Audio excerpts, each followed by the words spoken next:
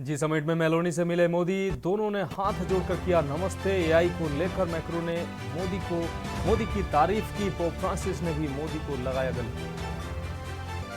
RSS नेता इंद्रेश कुमार का बड़ा बयान, चुनाव नतीजों को बताया प्रभु का न्याय। बोले जो अहंकारी थे उन्हें 241 पर रोका, जो राम विरोधी वो 234 पर रुके।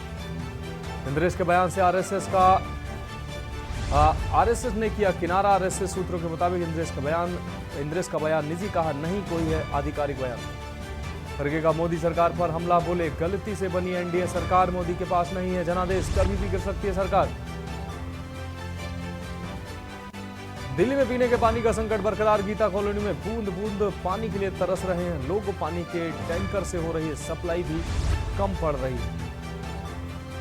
उत्तर भारत में फिर झुलसाने वाली गर्मी, 2 से 3 डिग्री और बढ़ेगा तापमान। यूपी, राजस्थान, दिल्ली, हरियाणा और एमपी में लू से हाहाकार।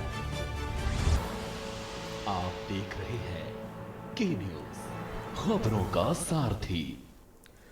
नमस्कार, देश की बात में आपका स्वागत है। मैं हूं मनोज मानस और अब खबरें विस्तार से। अहम खबर से बुलेटिन की शुरुआत करते हैं। आरजेडी नेता मनोज झा ने शुक्रवार को आरएसएस नेता इंद्रेश कुमार के इस आरोप को खारिज कर दिया कि इंडिया ब्लॉक राम विरोधी है और उन्होंने बताया कि गठबंधन ने 234 सीटें जीती हैं। आपको बता दें कि लोकसभा चुनाव के नतीजों पर गुरुवार को टिप्पणी करते हुए आरएसएस नेता इंद्रेश कुमार ने सत्तारूढ़ बीजेपी को अहंकार और विपक्षी गुट इंडिया को राम विरोधी बताया था। इस वाली बात तो समझ रहा हूँ मैं, उसमें भी कई सीटें कैसे जीती गई हैं वो भी पता है, लेकिन 234 वालों को राम ही ना कहिए। हमारे राम जो है ना, मर्यादा पुरुषोत्तम है, बापू वाले राम।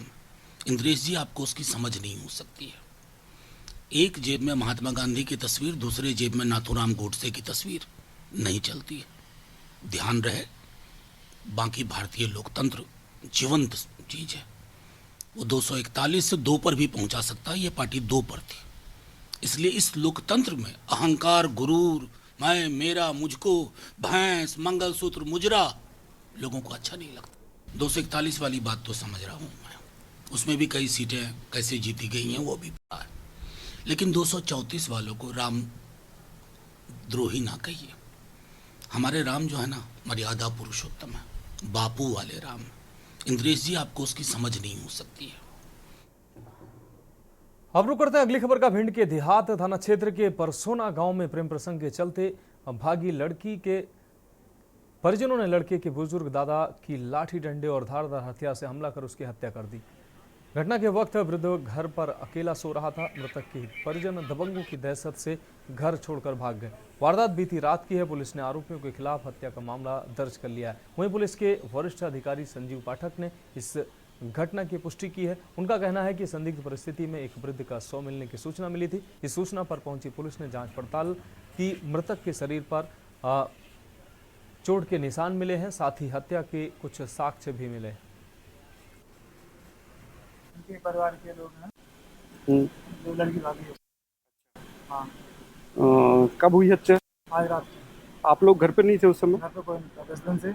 अच्छा। धमकी मिल रही थी, तो लोग घर से बाहर चले गए, खाली कर दिए। अच्छा। कोई नहीं था, दादा अकेले थे। तो आपको पता कैसे चला कि हत्या हो गई? किसने? गाँव के लोगों ने सूचना दी है।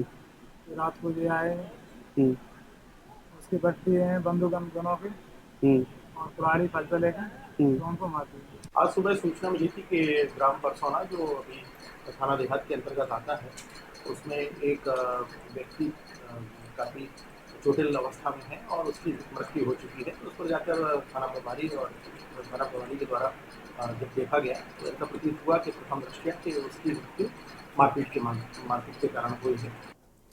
अगली खबर डिंडोरी से, जहां बारातियों से भरा वाहन अनियंत्रित होकर पुल से नीचे जा गिरा है। हादसे में वाहन में सवार 26 बाराती घायल हुए, जिसमें इससे 6 की हालत गंभीर बताई जा रही है। आपको बता दें कि बारात अंगई गांव से अनूपपुर जिले के डूबसरा गांव जा रही थी।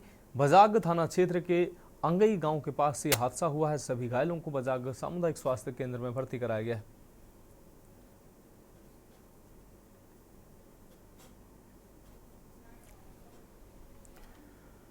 अब बात करते हैं अगली अहम खबर की। जम्मू कश्मीर में गांधरबल के मशहूर माता खीर भवानी मंदिर में शुक्रवार को श्रद्धालुओं का जमावड़ा लगा।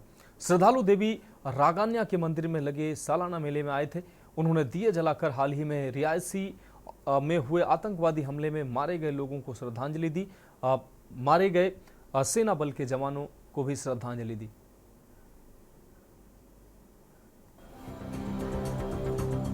जम्मू कश्मीर में गांधरबल के मशहूर माता खीर भवानी मंदिर में शुक्रवार को श्रद्धालुओं का जमावड़ा लगा। वे देवी रागन्या के मंदिर में लगे सालाना मेले में आए थे। उन्होंने दिए जलाकर हाल ही में रियासी में हुए आतंकवादी हमले में मारे गए लोगों को श्रद्धांजलि दी।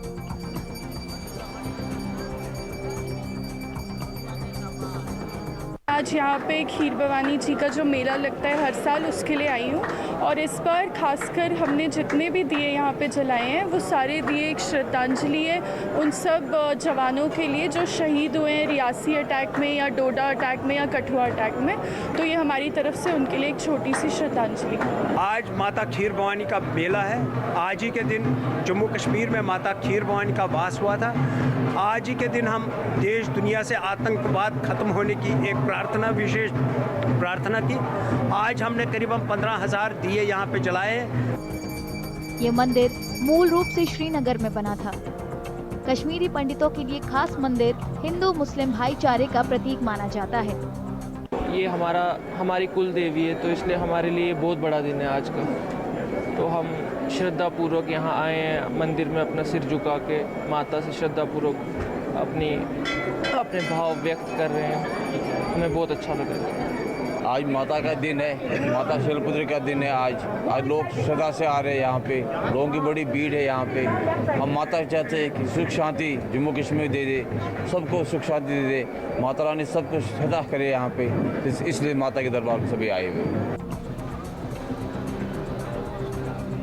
उम्मीद है कि इस साल देश विदेश से करीब 80,000 प्रवासी कश्मीरी पंडित खीर भवानी मंदिर के मेले में आएंगे। इस दौरान वे घाटी के 5 मशहूर मंदिरों में दर्शन कर सकते हैं।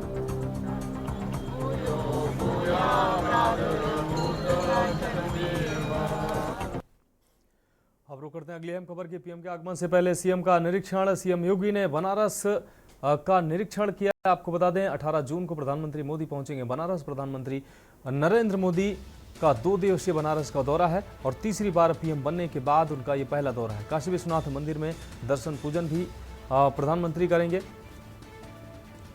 पीएम किसान सम्मेलन को भी संबोधित करेंगे। सीएम योगी ने कानून व्यवस्था की भी समीक्षा की है।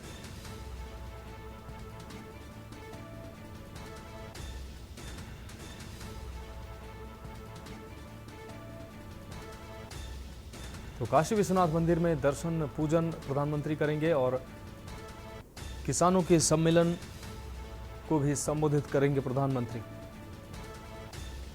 18 जून को प्रधानमंत्री का आगमन है। तीसरी बार प्रधानमंत्री बनने के बाद वाराणसी का उनका पहला दौरा है।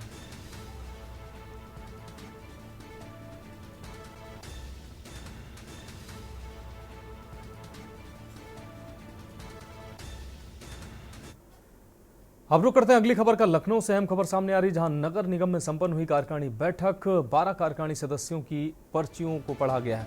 महापौर सुषमा खरकवाल ने सभी पर्चियों को पढ़ा है। लॉटरी के माध्यम से 6 सदस्यों को सेवानिवृत्त भी किया गया। पार्षद शैलेंद्र सिंह और रानी कनौजिया को सेवानिवृत्त किया गया। वहीं हरिश्चंद्र लोधी, सौरभ सिंह मोनू भी सेवानिवृत्त किए गए। पीयूष सिंह दीवान और लईक आगा भी सेवानिवृत्त किए गए। कार्यकारिणी समिति के अवशेष 6 सदस्यों का चुनाव होगा। नियमानुसार आगामी सदन की बैठक में इनका चयन किया जाएगा।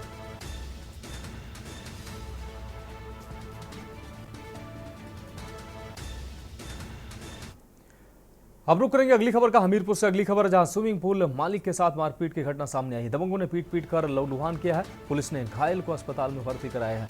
आपको बता दें दबंगों ने स्विमिंग पूल में जमकर तोड़फोड़ भी की है। पीड़ित ने तहरीर देकर न्याय की गुहार लगाई है। आपको बता दें राठ कोतवाली क्षेत्र के गलहिया रोड का यह पूरा मामला है, जहां स्विमिंग पूल मालिक को जमकर पीटा है। दबंगों ने स्विमिंग पूल मालिक के साथ जमकर मारपीट की है। अरे रात एक मारने लगे, हमको कब पता, हमने 9-10 बजे का टाइम। क्यों विवाद हुआ था? कोई बात झूठा ना लड़के ने छेड़ते कहते कि बच्चे आते हैं हमारे यहाँ नहाने, छेड़ेंगे तो ठंडे कैसे चलेगा। कितने लोगों ने मारपीट की है? कम से कम 8-20 लड़के। किस मोहल्ले के हैं ये लड़के? रोड में सब इसी मंदिर के आगे। नहीं, जो मारा है जिन्होंने वो कहाँ के हैं? सब वहीं के हैं जहाँ हमारा स्विमिंग पूल बना, वहीं मोहल्ले के लड़कों ने। अगली अहम खबर रायबरेली से, जहां सीएम के आदेश की धज्जियां उड़ाई जा रही हैं। डीएम हर्षिता माथुर नहीं उठाती हैं सीयूजी नंबर, सुरक्षा में तैनात सिपाही के पास रहता है सीयूजी। आखिर सीएम के आदेशों को क्यों नहीं मान रही है डीएम?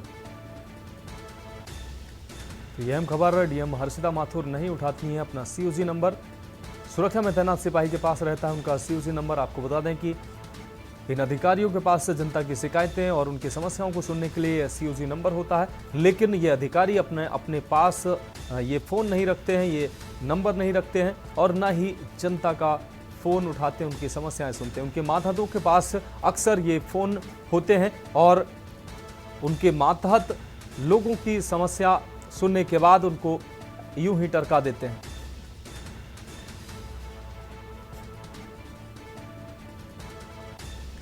तो रायबरेली से अहम खबर, जिला अधिकारी सीएम के आदेशों की धज्जियां उड़ाती नजर आ रही हैं। डीएम हर्षिता माथुर का नहीं उठता है सीयूजी नंबर, सुरक्षा में तैनात सिपाही के पास रहता है उनका सीयूजी नंबर। डीएम साहब सीएम के आदेशों को भी नहीं मानती हैं। और साफ तौर से आप देख पा रहे हैं, एक्स के माध्यम से मुख्यमंत्री ने आदेश दिया है, फील्ड में तैनात अधिकारियों को सीयूजी फोन दिए गए हैं, ये जनता के लिए हैं। इसे 24 घंटे और 7 दिन स्वयं रिसीव करें, हर अधिकारी ये फोन स्वयं रिसीव करें। कतिपय कारणवश रिसीव ना कर सकें तो कॉल बैक करें। जनप्रतिनिधियों से संवाद बनाए रखें, उनकी अपेक्षाओं, उनकी समस्याओं को सुनें। तो उनका फोन कॉल बैक करने की तो छोड़ ही दीजिए, उनका फोन उठाना इन अधिकारियों के लिए बड़ी बात होती है। अब रुक करते हैं अगली अहम खबर की। बहराइच से अगली अहम खबर है, नगर पालिका कर्मचारियों का धरना प्रदर्शन। शहीद स्मारक के बाहर किया धरना प्रदर्शन। यूपी सफाई मजदूर संघ के बैनर तले ये धरना प्रदर्शन किया गया है। आपको बता दें, अपनी मांगों को लेकर किया गया है धरना प्रदर्शन। सीएम को संबोधित ज्ञापन नायब तहसीलदार को सौंपा है। मांगे पूरी न होने पर आंदोलन की चेतावनी भी इन कर्मचारियों के द्वारा दी गई है। तो बहराइच से अहम खबर आपको दिखा रहा है, अपनी मांगों को लेकर धरना प्रदर्शन किया गया है। सीएम को संबोधित ज्ञापन भी नायब तहसीलदार को सौंपा गया है।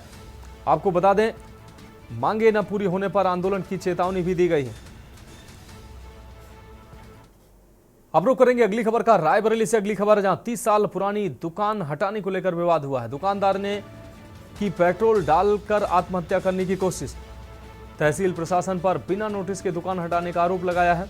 पुलिस ने आत्महत्या की कोशिश करने वाले को गिरफ्तार कर लिया है। सरेनी थाना क्षेत्र के गिगासू गंगा पुल का यह पूरा मामला है। तो पुलिस ने आत्महत्या की कोशिश करने वाले को गिरफ्तार कर लिया है। अब रुक करेंगे अगली खबर का। बहराइच से अगली खबर है, जहां अज्ञात कारणों से 3 घरों में आग लगी है। नकदी व गृहस्थी का सामान जलकर राख हुआ है।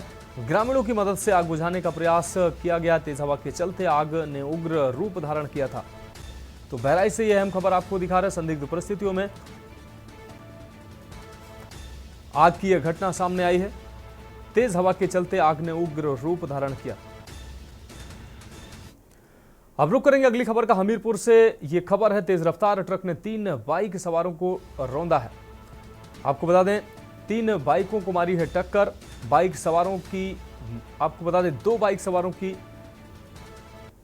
सवार गंभीर रूप से घायल हुए हैं, जबकि 1 बाइक सवार की मौके पर ही मौत हो गई। बांदा के सिखहुला गांव का यह मामला बताया जा रहा है, जहां मृतक सुमेरपुर थाना क्षेत्र के पंधरी गांव का रहने वाला है।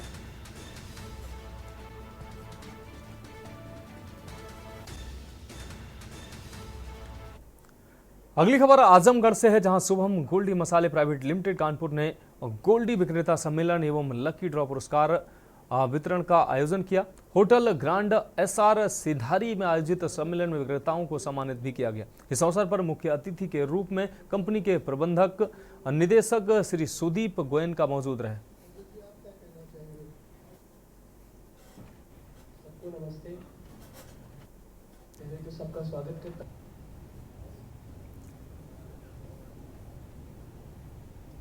जी।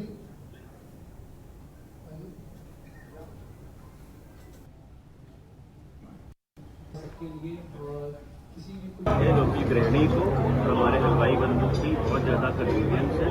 उसके साथ ही गोल्डी टचअप स्टैंडी पाउच में हमने लॉन्च किया है और Goldiee double engine detergent powder यहाँ पर आप सबके लिए प्रेषित है। गोल्डी समूह जिसकी स्थापना हमारे पिताजी व चाचा जी ने 2 मित्रों ने करी थी, इसीलिए इसका नाम डबल इंजन रखा गया है। डबल पावर, डबल शक्ति, डबल कन्वीनियंस, डबल सफाई के साथ गोल्डी मसाले जहाँ जहाँ रिश्ते बनाए, गोल्डी डबल इंजन रिश्तों में लाए डबल चमक। बहुत बहुत धन्यवाद। अब रुक करेंगे अगली खबर का। आतंकी संगठन जैसे मोहम्मद के राम मंदिर को उड़ाने की धमकी दिए जाने के बाद अयोध्या को अलर्ट मोड पर कर दिया गया है। राम मंदिर समेत महत्वपूर्ण प्रतिष्ठानों की सुरक्षा बढ़ा दी गई है। वहीं महर्षि वाल्मीकि एयरपोर्ट की भी सुरक्षा बढ़ाई गई है। एसएसपी राजकरण नैयर ने महर्षि वाल्मीकि एयरपोर्ट पहुंचकर सुरक्षा व्यवस्थाओं का जायजा लिया। हालांकि एसएसपी राजकरण नैयर ने आतंकी संगठन की धमकी को लेकर कुछ भी बोलने से इनकार कर दिया, लेकिन अयोध्या की सुरक्षा व्यवस्था को लेकर कहा कि अयोध्या धाम को विभिन्न एरिया में विभाजित करते हुए सीनियर राजपत्रित अधिकारियों के नेतृत्व में टीमों का गठन किया गया है, जिनमें विभिन्न जोन में सुरक्षाकर्मी तैनात हैं। जिला पुलिस के अलावा पीएससी की भी कंपनियां तैनात की गई हैं, जिनको लगाकर सुरक्षा व्यवस्था की जा रही है। जितने भी महत्वपूर्ण प्रतिष्ठान हैं, सबकी सुरक्षा व्यवस्था की तैयारी पूरे क्षेत्र को सीसीटीवी कैमरे के माध्यम से देखा जा रहा है। जो भी रियल टाइम इनपुट जनरेट होते हैं, जो भी ग्राउंड पर लोग लगे हुए हैं, उन्हें तत्काल कंट्रोल रूम द्वारा सूचना प्रोवाइड किए जाते हैं, उसी के हिसाब से कार्रवाई की जाती है। यदि अयोध्या सुरक्षा के संबंध में बात करें तो पूरे क्षेत्र को हमने विभिन्न एरियाज में विभाजित करके सीनियर राजपत्रित अधिकारियों के नेतृत्व में टीमों का गठन किया गया है, जिसमें हमारी विभिन्न जोन्स में हमारी सुरक्षा व्यवस्था तैनात है, जिसमें स्टेट पुलिस में हमारी डिस्ट्रिक्ट पुलिस के अलावा पीएससी के भी हमको कई कंपनीज प्राप्त हुई हैं, जिनको लगा करके सुरक्षा व्यवस्था की जा रही है। जो हमारे जितने भी महत्वपूर्ण प्रतिष्ठान हैं, जो वाइटल इंस्टॉलेशंस हैं, उनके लिए अलग से सुरक्षा व्यवस्था की हमारी तैयारी है। इसके अलावा पूरे क्षेत्र को सीसीटीवी कैमरास के माध्यम से देखा जाता है, जिससे जो भी हमारे real time actionable inputs generate होते हैं वो हमारे ग्राउंड पे जो भी लोग लगे हुए हैं उनको तत्काल कंट्रोल रूम द्वारा प्रोवाइड किए जाते हैं, जिस पे आगे कार्रवाई की जाती है। अब बढ़ेंगे अगली खबर की ओर। लखनऊ के संगीत नाटक अकेडमी में लखनऊ शॉर्ट फिल्म फेस्टिवल और रेड कॉर्पेट पर फैशन डिजाइन का शो किया गया। आपको बता दें, अमरेन फाउंडेशन द्वारा जहां सामाजिक, आर्थिक और राजनीतिक मामलों पर आधारित शॉर्ट फिल्मों का प्रदर्शन किया गया, वहीं लखनऊ के रॉयल फैमिली से ताल्लुक रखने वाली अस्मा हुसैन द्वारा डिजाइन किए गए ड्रेस का फिल्म जगत हस्तियों, राजनीतिक हस्तियों और मॉडल हस्तियों के साथ रेड कॉर्पेट पर प्रदर्शन भी हुआ। दोनों कार्यक्रमों के माध्यम से स्थानीय विरासत, कलाकारों और डिजाइनर, छोटे बुनकरों की पहचान, अंतर्राष्ट्रीय स्तर पर पहचान मिलने की कोशिश की शुरुआत की गई। आज ये अस्मा हुसैन का फैशन गाला हो रहा है, जो रेड कारपेट वॉक है, जिसमें हमारे बहुत सारे सेलिब्रिटीज़ जो आए हैं वो अस्मा हुसैन के डिज़ाइन किए हुए कपड़े पहन के आए हैं। और स्पेशली आज के लिए हम लोगों ने उनकी पर्सनालिटी के हिसाब से कपड़े डिज़ाइन किए थे। जैसे अनुपमा राग हैं, वो क्लासिकल सिंगर है, तो वो एक गाउन में आई थी जो रेपुंजल से इंस्पायर्ड था, और उनके साथ उनके हस्बैंड थे अनुराग भदौरिया जी, तो वो पीच कलर के बंद गला में थे। तो उसी तरह से जो हमने जितने भी कपड़े डिज़ाइन किए, जैसे आप ये देख रहे हैं नायला पहने, तो ये यहाँ की बेगमों से इंस्पायर्ड है। मारूफ ने जो पहना था वो नवाबों से इंस्पायर्ड था। और अभी वंदना सहगल जी आ रही हैं, तो वो एक टुकड़ी वर्क का गाउन पहन के आ रही हैं। नवनीत जी के लिए भी ड्रेस बनी थी, तो वो चिकनकारी की जैकेट और वो सब पहन के आ रहे हैं। तो इसका जो पर्पज़ है, वो जो हमारी हैंडीक्राफ्ट है, हमारा जो रिच कल्चर है यूपी का, लखनऊ और अवध रीजन का, उसकी तरफ दुनिया का अटेंशन गेन करना कि हमारे यहाँ हाथ का कितना अच्छा काम होता है, फैब्रिक्स बनते हैं, और इन सारे कपड़ों को बनाने के लिए हमारे कम से कम 600-700 कारीगर लगे थे, जिनको 6-6 महीने की रोज़ी मिल गई इनको काम करने से। तो ये एक ओवरऑल सस्टेनेबिलिटी का ज़रिया है कि एक चीज़ करने से नीचे वीवर से लेके और आपके कारीगर से लेके डिज़ाइनर और आर्टिस्ट सब जो है, सबको उससे फ़ायदा हो रहा है। लखनऊ फिल्म फोरम से हूँ और एमरन फाउंडेशन की प्रेसिडेंट हूँ। हम लोगों ने लखनऊ शॉर्ट फिल्म फेस्टिवल इसलिए शुरू किया है कि हम बच्चों पे एक तो ये बताना चाहते हैं कि लखनऊ में चीज़ें हो रही है जहां आप लोग अपने चीज़ों को दिखा सकते हैं। एक प्लेटफॉर्म है जहां पर हमारे पास एक जूरी है जो कि मास्टर है अपनी चीज़ों में, बॉम्बे की जूरी, बाहर की जूरी है, और आपको जो भी कुछ बनाते हैं तो उसमें आप कहाँ क्या गलत कर रहे हैं वो भी बताने के लोग हमारे पास रहते हैं जो आपको बताएंगे। और दूसरी चीज़ ये कि बच्चों के एम्प्लॉयमेंट जनरेट करने के लिए उनको डिफरेंट चीज़ें हम लोग बताते हैं कि कैसे 71 वर्टिकल्स हैं, उसमें आप सिवाय सिंगिंग डांसिंग के अलावा आप कैसे प्रोडक्शन है, पोस्ट प्रोडक्शन है, एडिटिंग है, इन सब पे भी आप कमा सकते हैं और इस इंडस्ट्री का एक ज़रिया बना, अपनी कमाई का ज़रिया बना सकते हैं और रह भी सकते हैं। जिन्हें ये इंडस्ट्री से बहुत ज़्यादा प्यार है वो एक घुसे तो सही इंडस्ट्री के अंदर। तो वक्त है कि ब्रेक का, जल्द हाजिर होंगे। आप देख रहे हैं के न्यूज़, खबरों का साथ। ब्रेक के बाद देश की बात में एक बार फिर से आपका स्वागत है। अब रुक करेंगे अगली खबर का। उत्तर प्रदेश के जनपद अमरोहा में मृतक गायों के साथ जिंदा गायों को जेसीबी के द्वारा दबाए जाते समय वीडियो वायरल होने के बाद अमरोहा प्रशासन में हड़कंप मच गया था, जिसके बाद कांग्रेस पार्टी ने भी योगी सरकार पर सवाल खड़े कर दिए। शुक्रवार को हाईकमान के आदेश पर कांग्रेस का एक प्रतिनिधि मंडल गौशाला पहुंचा, जिसमें कांग्रेस महासचिव सचिन चौधरी और कांग्रेस जिलाध्यक्ष ओमकार सिंह कटारिया, सपा जिलाध्यक्ष मस्तराम यादव पहुंचे और उन्होंने गौशाला में गायों के हालात का जायजा लिया। इस दौरान सचिन चौधरी ने इस मामले में चंद सफाई कर्मचारियों को सस्पेंड करने से कोई कार्रवाई नहीं होती, उन्होंने ये कहा। साथ ही उन्होंने कहा कि ऐसा क्यों हुआ जो गाय माता को दफनाया गया, और हिंदू वाहिनी के लोगों ने बताया कि वहां की जगह दहलती है। हमारी ये मांग है कि कंकालों को निकलवाया जाए और पता किया जाए कि कितनी गायें दफनाई गईं और दोषी अधिकारियों पर कार्रवाई करनी चाहिए। वहीं कांग्रेस जिलाध्यक्ष ओमकार सिंह कटारिया ने कहा कि यह एक जिंदा गाय माता को दफनाने का वीडियो वायरल हुआ है। जिलाध्यक्ष ने हिंदू वाहिनी और बजरंग दल के लोगों का भी धन्यवाद किया जिन्होंने इस मुद्दे को उठाया। इस मामले में एसडीएम को हटा दिया गया है और ईओ को सस्पेंड किया गया है। वहीं 5 लोगों के खिलाफ मुकदमा भी दर्ज किया गया है।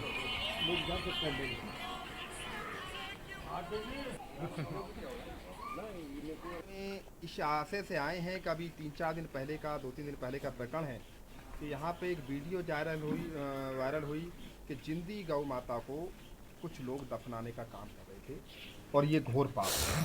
सनातन धर्म में ये घोर पाप है, इससे बड़ा महापाप हो नहीं सकता।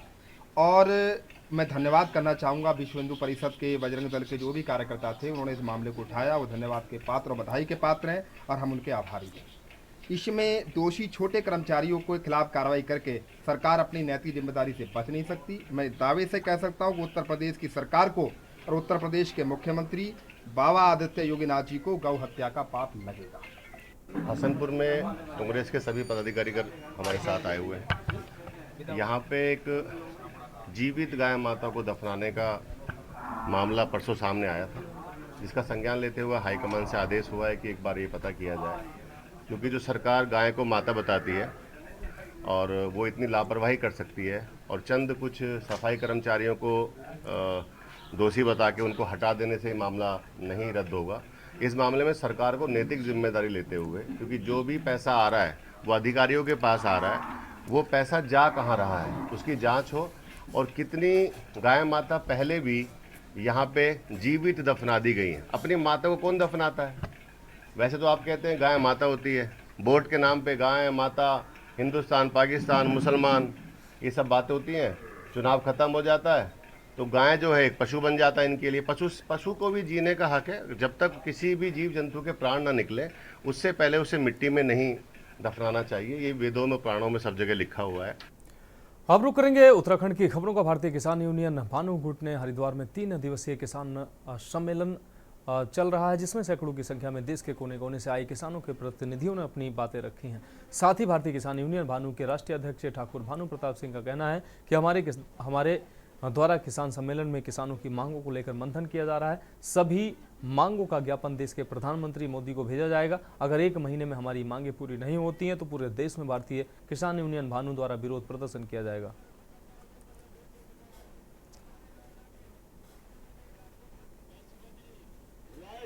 शुरू होगी और 12 बजे 14 में मांग करी थी, 14 के बाद 19 में मांग करी थी, और प्रधानमंत्री ने कहा था गलत नीतियों के कारण देश के किसान का जो कर्जा है माफ कर दूंगा, स्वामीनाथन आयोग का गठन कर दूंगा, विदेशों से काला धन लाके गरीबों में बांट दूंगा, किसानों की आमदनी दोगुनी कर दूंगा, लेकिन कुछ नहीं हुआ।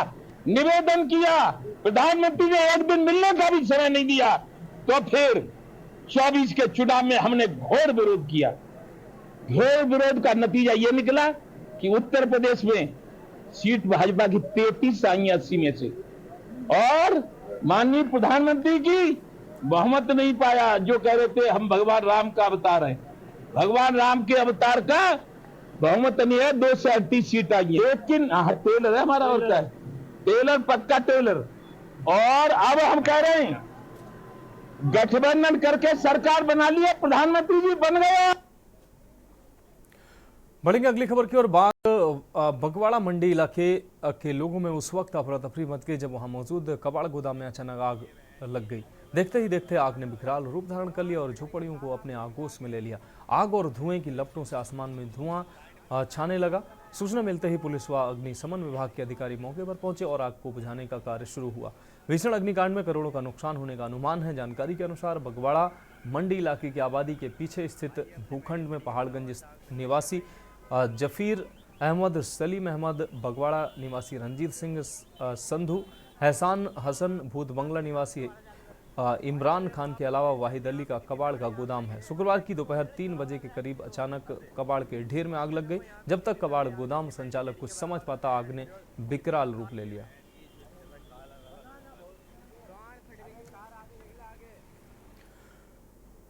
तो देश की बात में अभी के लिए मेरे साथ इतना ही। मुझे दीजिए इजाजत और आप देखते रहिए की न्यूज इंडिया।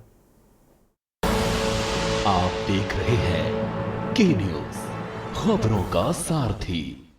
अब रुक करेंगे अगली खबर का। मुख्यमंत्री पुष्कर सिंह धामी डोईवाला के कालूवाला सिद्ध पीठ मंदिर में माथा टेकने पहुंचे और उन्होंने इस दौरान पूजा अर्चना भी की। उसके बाद सौंग नदी तट से जल उत्सव की शुरुआत करते हुए क्षेत्र को नहर हेड और नहर का लोकार्पण कर एक बड़ी सौगात दी है। डोईवाला के कालूवाला में मुख्यमंत्री पुष्कर सिंह धामी ने जल संरक्षण और संवर्धन अभियान 2024 की शुरुआत करते हुए लोगों से जल संचय पर जागरूक होकर भविष्य के लिए पानी बचाने की अपील की।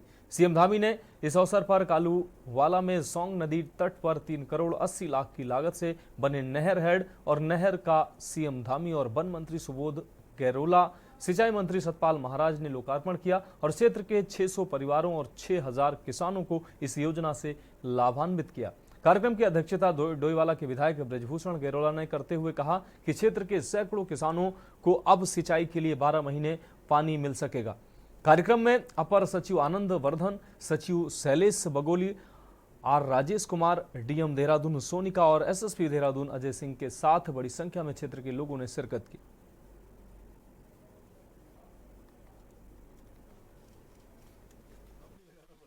हमारे जो स्रोत है, जो पीढ़ी दर पीढ़ी स्रोत चले आ रहे थे, जिनसे हमको भी मिलता था, जीवन भी मिलता था, धीरे धीरे लगातार कम होते जा रहे हैं। ये हमारे लिए बहुत बड़ी चुनौती है। इसलिए जल संरक्षण, जल संचय का ये अभियान शुरू किया गया है। निश्चित रूप से आज यहाँ पर सौंग नदी से जिस प्रकार से चेक डैम बनाकर यहाँ के लगभग 6000 किसान भाइयों को सीधे सीधे फायदा हो रहा है, सीधे सीधे उनके खेतों की सिंचाई होने का काम यहाँ से हो रहा है।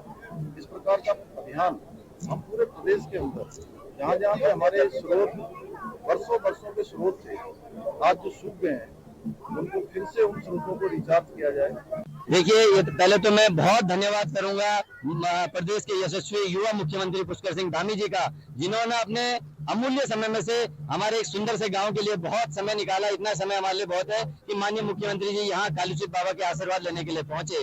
और योजना की अगर बात करूं तो सिंचाई योजना का आज ये जो कालूवाला से जोलीग्रांट तक जो सिंचाई नहर जाती है, उसके हेड का जो है आज लोकार्पण था और उससे जल संरक्षण और जल संवर्धन को भी एक बल मिलेगा। मुख्यमंत्री जी आए और हमारे गांव के और हमारे आसपास के जितने भी गांव है सभी के लिए विकास का कार्य होगा, क्योंकि पानी का जो संचय, हमारी खेती यहाँ पे सूख जाती थी और अभी इसी से हमारी सारी खेती भी हरियाली होगी और आसपास के जितने भी गांव है सभी को पानी मिलेगा। इससे सारे गाँव का विकास और पूरी ग्राम पंचायत का विकास होगा और इससे हमारे लिए बहुत खुशी की बात है। मुख्यमंत्री जी अब रुक करेंगे अगली खबर का। उत्तराखंड हाईकोर्ट में ऋषिकेश सौंदर्यीकरण कार्यों में हुए 10 करोड़ के घोटालों को लेकर दायर जनहित याचिका में सुनवाई करते हुए कोर्ट की खंडपीठ ने नगर निगम ऋषिकेश सहित राज्य सरकार से 19 जून तक स्थिति स्पष्ट करने के निर्देश दिए हैं। मामले की सुनवाई के लिए कोर्ट ने 19 जून की तिथि नियत की है। आपको बता दें कि ऋषिकेश निवासी आशुतोष शर्मा ने उच्च न्यायालय में जनहित याचिका दायर कर कहा कि ONGC ने CSR फंड के तहत 10 करोड़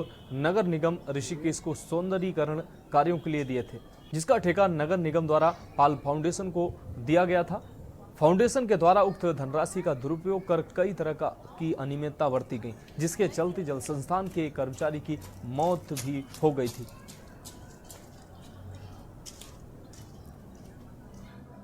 ये ऋषिकेश निवासी आशुतोष शर्मा ने एक याचिका दायर कर ये मांग की कि ONGC ने CSR फंड के तहत लगभग 10 करोड़ रुपए नगर निगम ऋषिकेश को सौंदर्यीकरण करने के लिए दिए थे, जिस पे नगर निगम ने पाल फाउंडेशन को ठेका दिया था।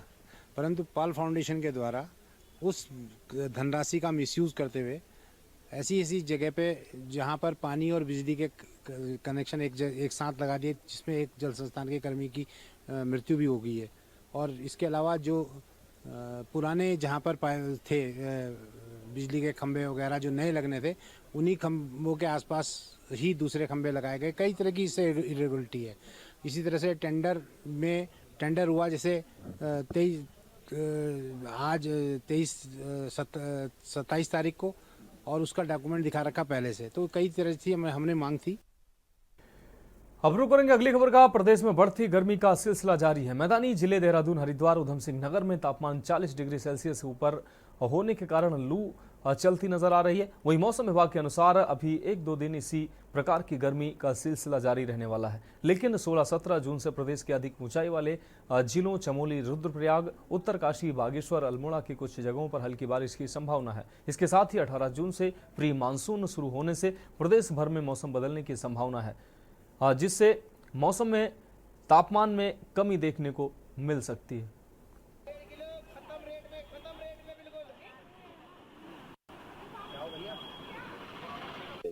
आप ये कह सकते हैं जो कंडीशन है आज 14 में और कल 15 तक भी जो है रहने वाली है। लेकिन साथ में ये भी दिख रहा है कि जो थंडरस्टॉर्म एक्टिविटी है, रेन की एक्टिविटी है, अंदर के डिस्ट्रिक्ट में अब कुछ मिलनी शुरू हो जाएगी। तो आप आज कह सकते हैं कि अंदर के हमारे जो 5 डिस्ट्रिक्ट है, उत्तरकाशी, चमोली, पिथौरागढ़, रुद्रप्रयाग, बागेश्वर, तो इनमें इक्का दुक्का जगहों में जो है रेन थंडरस्टॉर्म एक्टिविटी आपको देखने को मिलेगी। और कल भी करीब स्थिति 15 तारीख को भी ऐसे ही है जून में। तो उसमें भी आप 1-2 डिस्ट्रिक्ट ऐड कर सकते हैं कि जैसे टेहरी डिस्ट्रिक्ट है या इसी तरह जो है अल्मोड़ा है, तो इनमें संभावना कि इक्का दुक्का जगह इनमें भी आ जाएगी।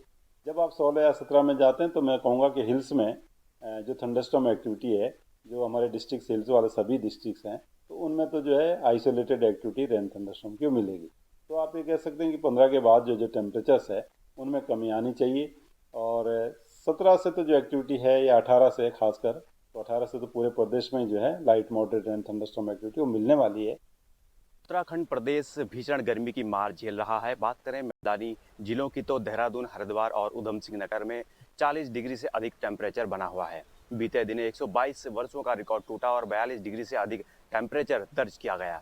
वहीं मौसम विभाग की माने तो मौसम विभाग के अनुसार अभी 1-2 दिन तक मौसम में ऐसी गर्माहट बनी रहेगी और तापमान बढ़ा हुआ मिलेगा। हालांकि 16 जून से फिर कुछ मौसम में राहत मिलने की उम्मीद है। हल्की बारिश और अंदर से जो है तापमान में कमी देखने को मिल सकती है। साथ ही 17-18 जून से प्री मानसून सीजन शुरू होने वाला है, जिसके पश्चात कहीं ना कहीं गर्मी में और ज़्यादा राहत देखने को मिलेगी। मैं शुभम कोटनाला, के न्यूज़ इंडिया के लिए देहरादून से। तो उत्तराखंड की खबरों में वक्त एक ब्रेक का है। जल्द हाजिर होंगे कुछ अहम खबरों के साथ। ब्रेक के बाद उत्तराखंड की खबरों में एक बार फिर से आपका स्वागत है। आप बढ़ेंगे अगली अहम खबर की तरफ। सड़क हादसों की गंभीरता को समझते हुए परिवहन विभाग अब इसको न्यूनतम करने में जुट गया है, क्योंकि 2 पहिया वाहनों की दुर्घटना के समय अधिकांश लोगों की मौत हो रही है। हेलमेट न पहनने के कारण ये मौत के आंकड़े लगातार बढ़ते जाते हैं। इसलिए परिवहन की टीम ने हेलमेट न पहनने वालों पर चालान की बृहत कार्रवाई की है। इस अभियान को लेकर आरटीओ प्रवर्तन शैलेश तिवारी ने कहा कि हमने चालक के साथ ही पीछे की सीट पर बैठे व्यक्ति के लिए भी हेलमेट जरूरी रखा है। इसका उल्लंघन करने वालों पर चालान की कार्रवाई भी हमने की है। उन्होंने बताया कि 296 लोगों के चालान हमारे द्वारा काटे गए हैं।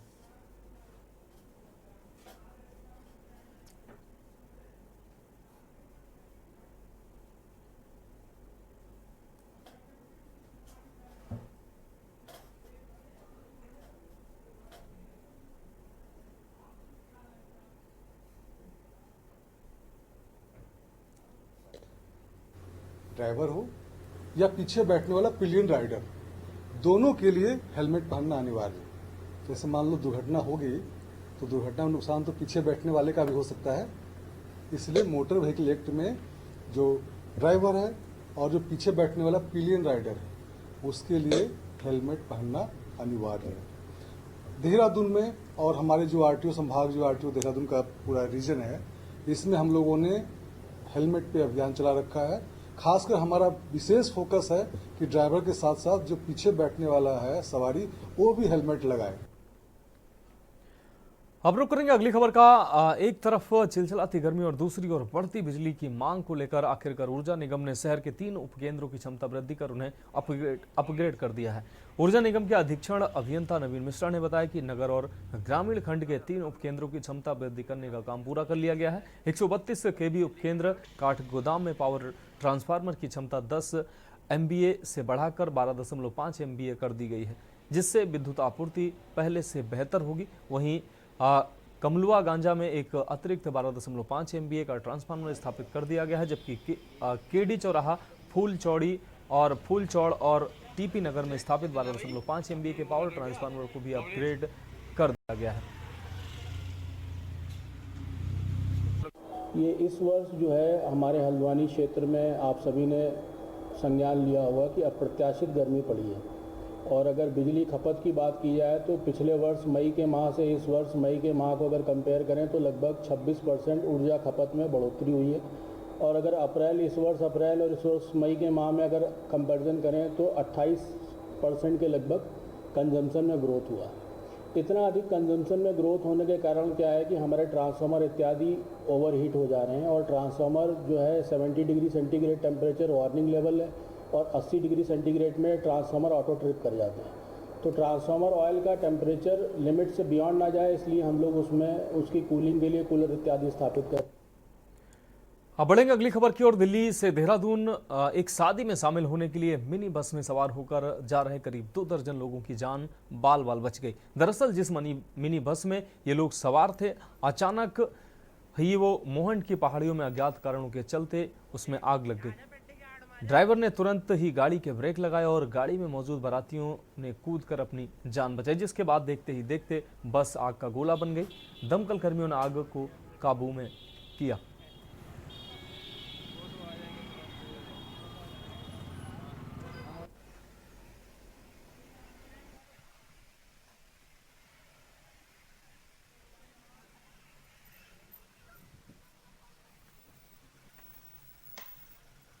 देख यहाँ जा पेड्डे की आड़ में आ जा नितिन।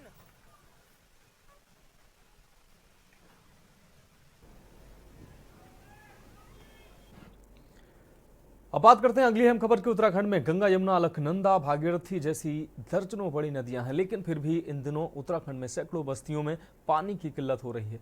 आम लोगों को पानी की किल्लत से जूझना पड़ रहा है। हालत तो यह है कि लोगों का सब्र अब टूटता नजर आ रहा है, क्योंकि कई दिनों से लोगों के घरों में पीने का पानी नहीं आ रहा है और पानी के लिए अब लोगों को अधिकारियों के आगे मटके लेकर धरना प्रदर्शन तक करना पड़ रहा है।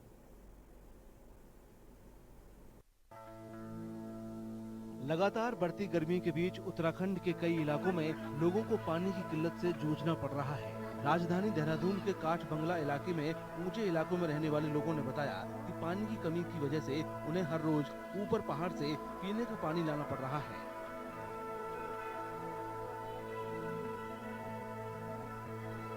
यहाँ पे 1 से 1.5 हजार आबादी है और पानी की समस्या पहले कभी नहीं हुई, लेकिन अब हो रही है। जबकि पानी हमारे वार्ड से सेकर फॉल और यहाँ से हमारे वार्ड से नीचे सप्लाई है और हमारे वार्ड में परेशानी हो रही है, जबकि हमारे वार्ड से पानी जा रहा है नीचे। और हैंडपंप है, उससे थोड़ा गुजारा चल जा रहा है। लाइनों में तो पानी ऊपर 64 घर हैं, वहाँ पे कई दिनों से पानी, आप वहाँ पे देखेंगे अगर चढ़ाई तो आदमी पैदल नहीं चढ़ पाता, लेकिन वहाँ के लोगों को नीचे हैंडपंप में पानी लेने आना पड़ा। ये 3 तारीख से पानी नहीं आ रहे हम लोगों को, उतने ऊपर से पानी लेने नीचे आना पड़ता है और फिर उतने ऊपर देखिए कैसे हम चढ़ते हम लोग पानी लेके, कितना समस्या है। ये लोग वहाँ पे टैंक नहीं चढ़ सकते ना सर, ऊपर कहाँ जाएंगे ढांग में टैंक चढ़ के ऊपर। साधन तो है नहीं हम लोगों की, कितनी परेशानी हो रही है। एक तो बच्चे पानी ढो के परेशान हो गए सब। बिल तो ऐसे लेते हैं जैसे कि भयंकर की जीएसटी लगा देंगे, ब्याज बढ़ा देंगे, अब पानी नहीं देंगे। पानी कहाँ आधा घंटा से कम आता हमारे यहाँ, सुबह और शाम को आधा घंटा। तो पीने के लिए मैंने तो ऊपर 2 मंजिले में तो बिल्कुल मोटर से भी नहीं चढ़ रहा, उसका प्रेशर बिल्कुल लो प्रेशर है। यही चक्कर है सर।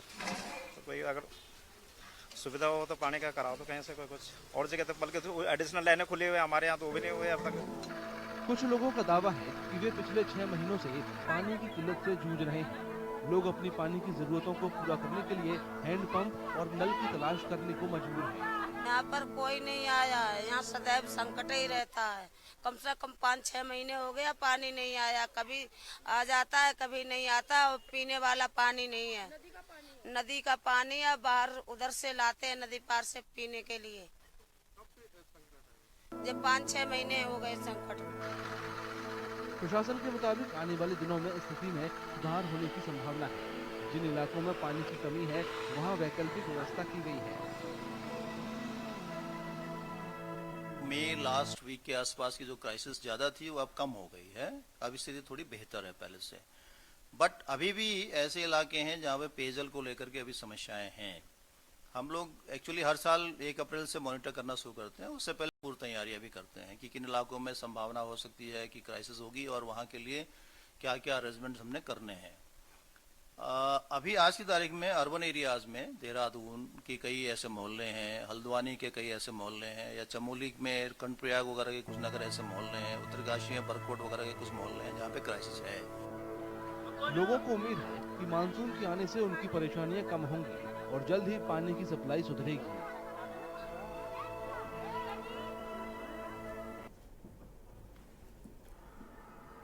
अब रुक करेंगे अगली अहम खबर की खबर विकासनगर से, जहां बीती 5 और 6 जून की मध्यरात्रि को बदमाशों ने अपने साथियों के साथ मिलकर सहसपुर थाना क्षेत्र के खुशालपुर गांव में धावा बोलकर एक परिवार को गन पॉइंट पर बंधक बना लिया और लाखों की ज्वेलरी, 70,000 रुपए नगद और एक स्कूटी लूटकर फरार हो गए थे।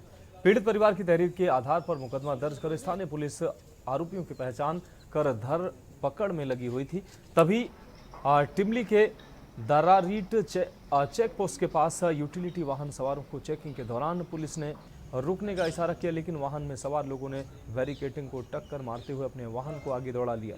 आनन फानन में वाहन आगे जाकर एक पेड़ से टकरा गया। वहीं बदमाशों के पीछे लगी पुलिस की गाड़ी तुरंत मौके पर पहुंच गई, जहां वाहन में सवार एक युवक को हिरासत में ले लिया, जबकि दूसरा युवक मौका देखकर जंगल की ओर फरार हो गया, जिसका स्थानीय पुलिस ने पीछा किया। फरार युवक ने पुलिस टीम पर तमंचे से फायरिंग भी की। पुलिस की जवाबी कार्रवाई में भाग रहे बदमाश के पैर में गोली लगी, जिसे गिरफ्तार कर उप जिला चिकित्सालय विकासनगर लाया गया।